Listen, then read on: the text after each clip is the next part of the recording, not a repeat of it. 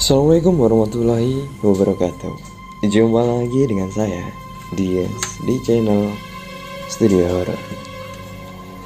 Pada video kali ini saya akan membacakan cerita dari akun Twitternya Mas Wahid Nur Rohim dengan judul KKN di Rumah Kosong di Klaten.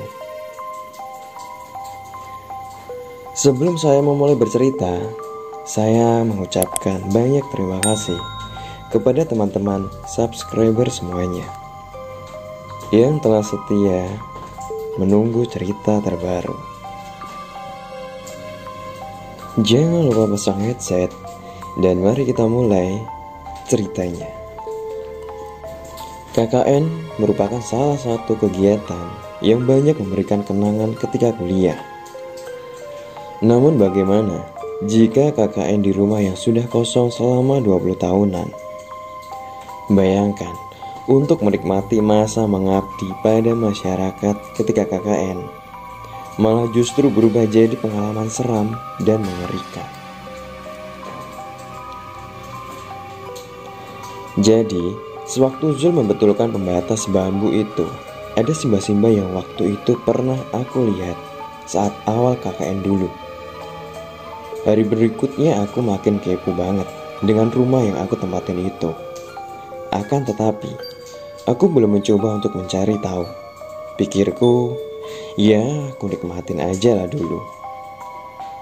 Malamnya temanku yang cowok pada nekat tidur di kamar yang sudah dilarang untuk dipakai itu. Dan kejadian aneh pun terjadi di malam selanjutnya.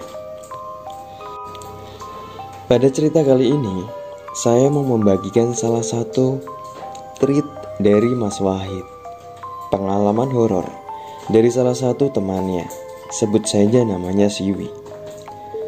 Cerita ini merupakan pengalaman nyata ketika dia sedang menjalankan KKN di salah satu desa di Klaten. Sebelum masuk ke ceritanya, jangan lupa subscribe, nyalakan lonceng notifikasi, like, komen, dan share video ini. Perkenalkan, sebut saja namaku Sembul. Aku dulu kuliah di salah satu kampus swasta di Yogyakarta. Pengalaman ini aku alami ketika menjalani KKN di salah satu desa di daerah Klaten. Untuk nama desa dan nama orang akan saya samarkan. Sebelumnya saya di sini tidak mempunyai niatan untuk menakut-nakuti teman-teman. Yang kuharapkan dari kisahku ini, kalian bisa mengambil hikmah serta manfaat dari pengalamanku ini. Bertanggal 20 Juli 2019,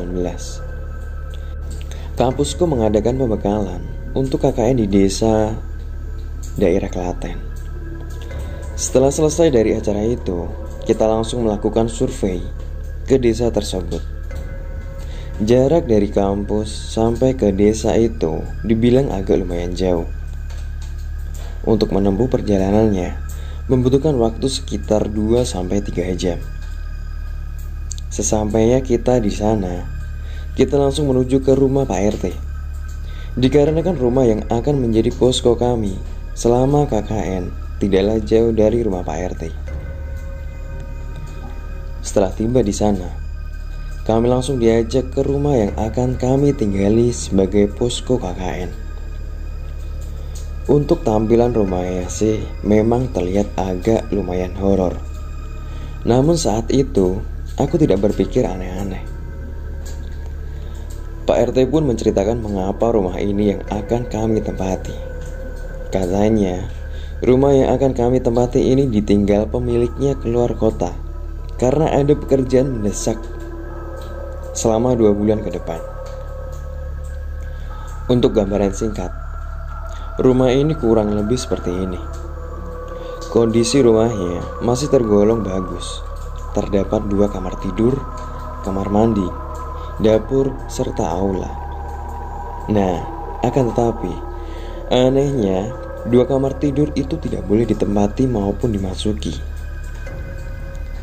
Tidak lama setelah kejadian itu, aku diajak temanku keluar sebentar dan dia pun bertanya, "Kamu merasa aneh nggak?" Iya, dan agak merinding juga, jawabku. Setelah itu, temanku, panggil saja namanya Zul. Aku diminta untuk tidak menceritakan ke teman yang lain kalau aku merasakan hal aneh di rumah itu. Hanya kita berdua saja yang tahu, ucap Zul. Dan KKN pun dimulai. Hari pertama KKN, para lelaki dan perempuan berantem karena berebut kamar untuk tidur. Ya wajar saja, karena ada 2 kamar dan aula yang tidak boleh ditempati. Karena hanya diperbolehkan memakai 2 ruangan saja, yaitu ruangan tamu dan ruangan diampit oleh aula dan 2 kamar kosong itu. Akhirnya yang cewek pun tidur di ruangan tamu dan yang cowok tidur di ruangan samping aula. Pada awalnya tidak terasa begitu horor, akan tetapi perasaan sudah mulai berbeda. Seiring berjalannya waktu KKN, masih banyak kegiatan seperti rapat dengan Karang Taruna, rapat dengan warga dan lain sebagainya. Karena antar dusun begitu akur, jadi kita bikin acara terpisah. Waktu itu, ketika yang perempuan sedang makan di angkringan yang letaknya di belakang posko KKN. Kita makan di bawah pohon mangga dan duduk di kursi panjang atau biasa disebut lincah dalam bahasa Jawa. Pada awalnya, aku udah gak mau makan di situ. Karena emang, katanya si Zul, aku tidak diperbolehkan keluar makan pada malam itu. Tapi karena aku merasa kasihan dengan teman yang lain, akhirnya aku memutuskan untuk ikut makan keluar pada malam itu. Saat minuman datang, aku mulai merasa merinding. Tiba-tiba jatuhlah daun mangga di atasku dan lama-lama ada yang bisik-bisik di telinga. Sejauh itu aku masih mencoba tenang. Dan gak lama setelah itu, aku mencium aroma semerbak bunga. Aku menanyakan pada temanku, apakah mereka mencium wangi bunga atau tidak. Akan tetapi, anehnya mereka dengan kompak menjawab tidak. Setelah itu aku langsung menelpon Zul untuk segera menjemputku pada saat itu. Sesampainya di posko, Zul bertanya pada aku, ada apa? Tapi aku di sana menjawab, gak ada apa-apa kok. Tetapi si Zul ternyata sudah tahu dengan apa yang kualami barusan ketika di angkringan. Dan akhirnya aku menceritakanlah kejadian yang kualami ketika di angkringan. Kamu itu sensitif, makanya kalau disuruh di rumah aja itu nurut, ucap Zul. Hari-hari selanjutnya, aku makin parno. Karena duduk sendirian, harus ada teman yang menemani. Waktu itu ketika sekitar jam 10 malam, aku dibangunkan temanku, panggil aja namanya Tiara, untuk menemani bikin mie instan. Padahal dapurnya itu serem banget. Waktu dia bikin mie, aku bikinlah kopi. Gak lama, pas dia menyalakan kompor, tiba-tiba lampu di dapur lama-lama redup dan akhirnya mati. Gara-gara itu gak jadi bikin mie. Keesokan paginya, aku dan Tiara penasaran. Kita mencoba menghidupkan lampu dapur yang semalam tiba-tiba mati. Nah, di sini mulai muncul keanehan. Bagaimana tidak? Lampu yang semalam tiba-tiba mati ternyata pas kita nyalakan, ternyata nyala terang banget. Terus malamnya, aku mengajak Zul keluar sekalian rapat di kecamatan. Waktu pulangnya mampirlah di angkringan, sekalian menceritakan kejadian aneh yang dialami selama di posko. Karena kalau cerita di posko, takutnya nanti teman-teman yang lain ikut jadi takut. Saat itu, aku menceritakan kejadian aneh sewaktu bikin mie dengan Tiara. Dan si Jul pun juga menceritakan kalau semalam dia tidur cepat. Katanya semalam dia melihat ada Simba-Simba duduk di teras sendirian. Tak lama, tiba-tiba ada yang melempar batu disertai angin yang kencang sekali. Padahal awalnya gak ada apa-apa. Akhirnya si Zul mengajakku pulang ke posko. Dan di saat perjalanan pulang menuju posko, dia ngomong, Besok kalau mau cerita-cerita jangan malam hari, mending siang aja.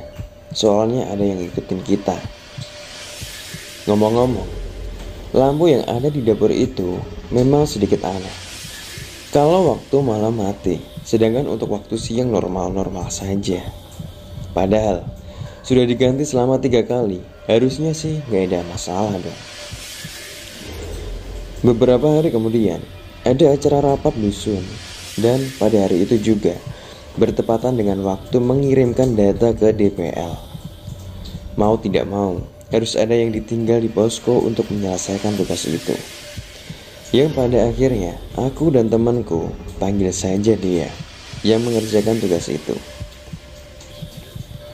Pada malam itu, terasa tidak seperti biasanya.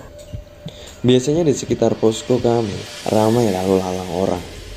Entah mengapa, malam itu terasa aneh.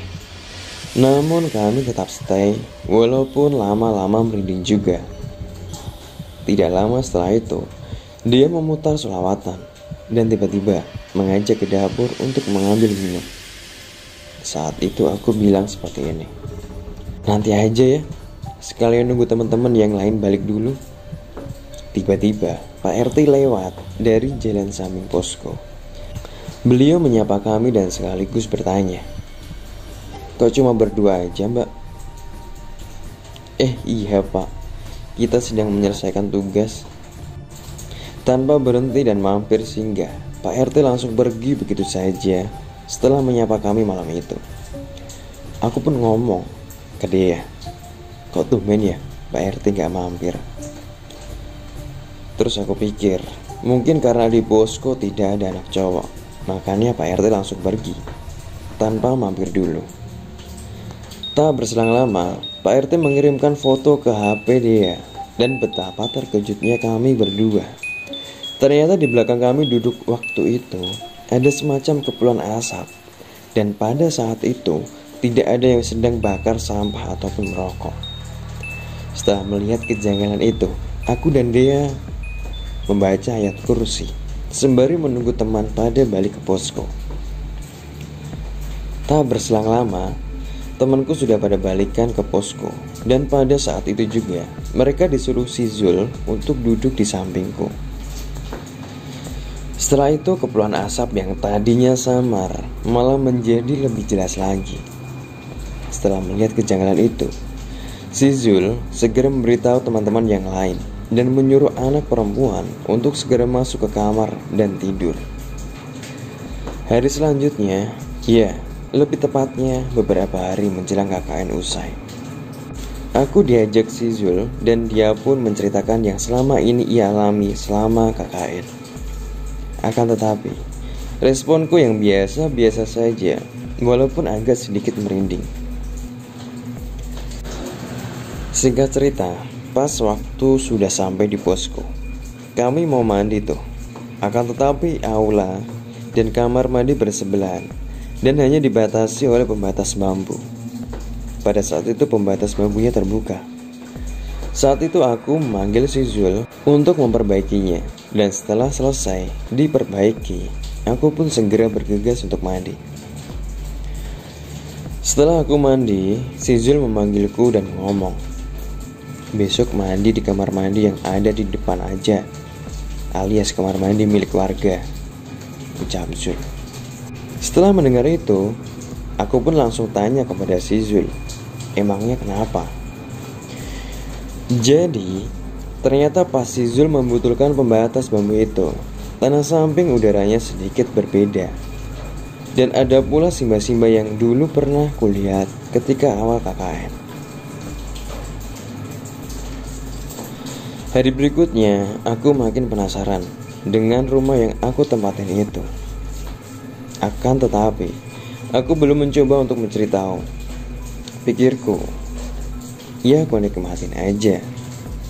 Malamnya temanku yang laki-laki pada nekat tidur di kamar yang sudah dilarang untuk dipakai itu. Lama-kelamaan mereka mulai melunjak, mulai melanggar aturan dan larangan yang sudah disampaikan sewaktu awal KKN dulu. Tadinya temanku yang cewek juga masuk ke aula yang semula tidak diboleh dimasuki.